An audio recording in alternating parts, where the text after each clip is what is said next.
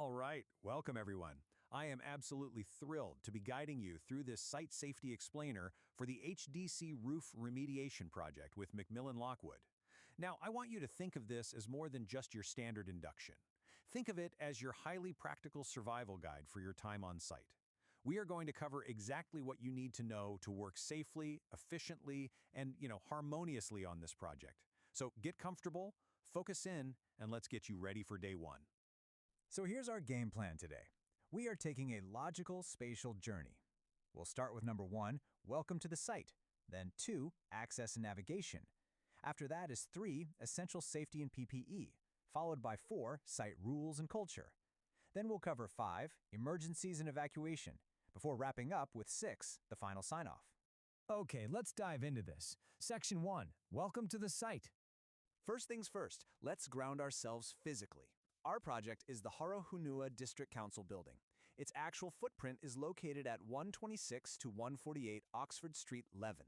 This is going to be our home base for the duration of the remediation, so definitely take a good look at the surrounding streets and access points.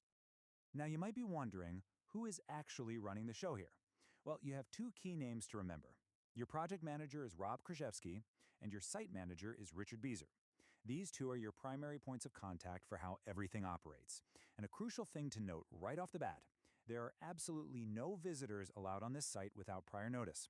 Any exceptions, visitors, or after-hours work requests, those must be run directly through ML Site Management. No exceptions.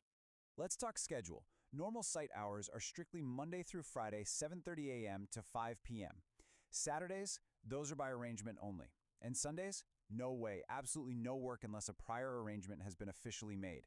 And here's a very important logistical detail. The building is alarmed after hours, so you'll need an assigned access card to enter and disarm it. Finally, because this is an active working council building, work might actually need to pause during scheduled monthly council meetings.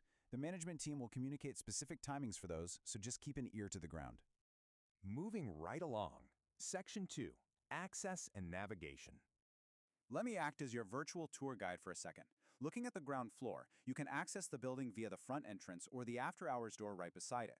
But definitely note the HDC contractor's sign-in desk over there. You really need to be aware of the specific access challenges on this level.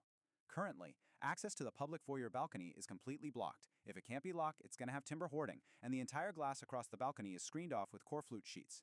Because of that, your access to that balcony, and crucially, your emergency way out, is going to be via external scaffold access towers.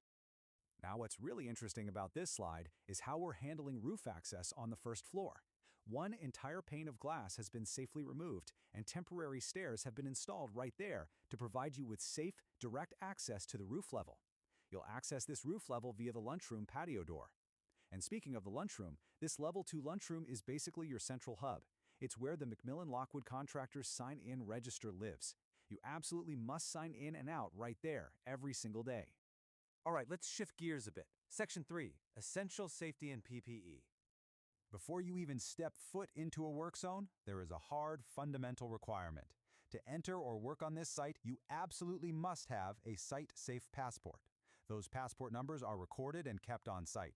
No passport, no entry. It's really that simple. Once you're permitted on site, we need to talk about your armor. Your mandatory minimum site requirements at all times, and I mean all times, are steel-capped safety footwear, high-visibility clothing, and hard hats. Non-negotiable. Outside of that, safety glasses and ear protection are to be worn as required by whatever specific task you're doing. Since this is a roof remediation project, working at height naturally represents a significant risk to everybody, so we have very strict rules here. First off, do not ever modify scaffolding or edge protection yourself.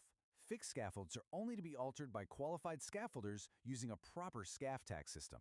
If you are operating at EWP, you must be a competent operator. Any harness work, that requires a task analysis, a permit, and proof of competence. You always have to isolate the areas below your workspace. And here is a huge rule for this site: platform ladders only. Moving on to Section 4, site rules and culture. So we operate with strict zero-tolerance policies regarding any substances that create workplace hazards. Macmillan Lockwood has a drug and alcohol-free policy covering every single person on site. Anyone suspected to be under the influence is going to be removed at management's discretion. Furthermore, the entire site is designated as a strict non-smoking and non-vaping area. Let me be absolutely crystal clear about the boundaries here, guys. This includes inside all sheds, inside your cars, inside the toilets, and yep, even out in front of the HDC building.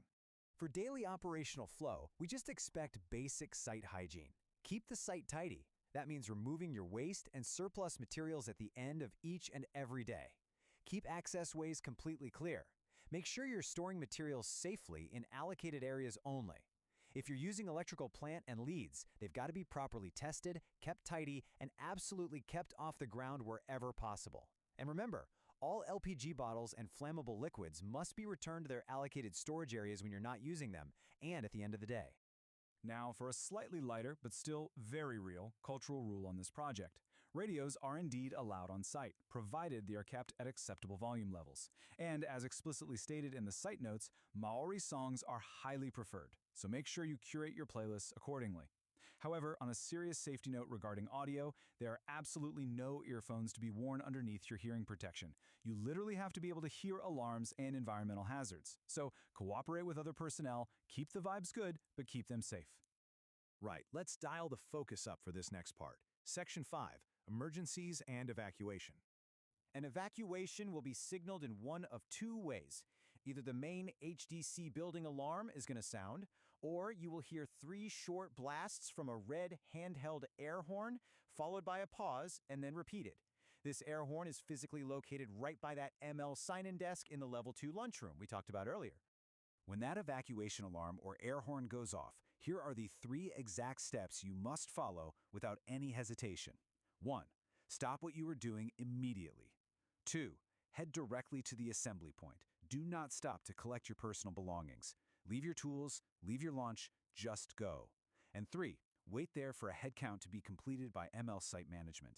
Under no circumstances do you return to the site until the official all clear has been given by management. So, the absolutely crucial point here is, where are you actually running to? The assembly point is the bottle store car park. Head straight there, line up for the head count, and look, try to resist the temptation to go shopping until after the all clear is actually given, all right? If there is a medical emergency requiring an ambulance, fire brigade, or police, you dial 111. When you call, you need to provide this exact script.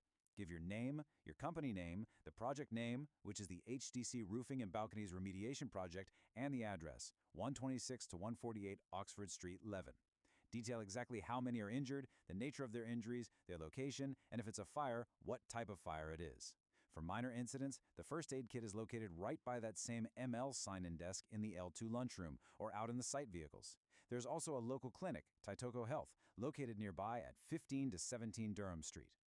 Well, we've covered the layout, the hazards, the rules, and the emergencies. Safety on the HDC roof remediation project is a shared responsibility, and it fully relies on every single person on site knowing and respecting these procedures. So I am going to leave you with one final, immediate task before you can pick up a single tool. Have you signed the induction register? If the answer is no, head straight to that L2 lunchroom. Put your signature down to confirm you understand this explainer, and let's get to work safely.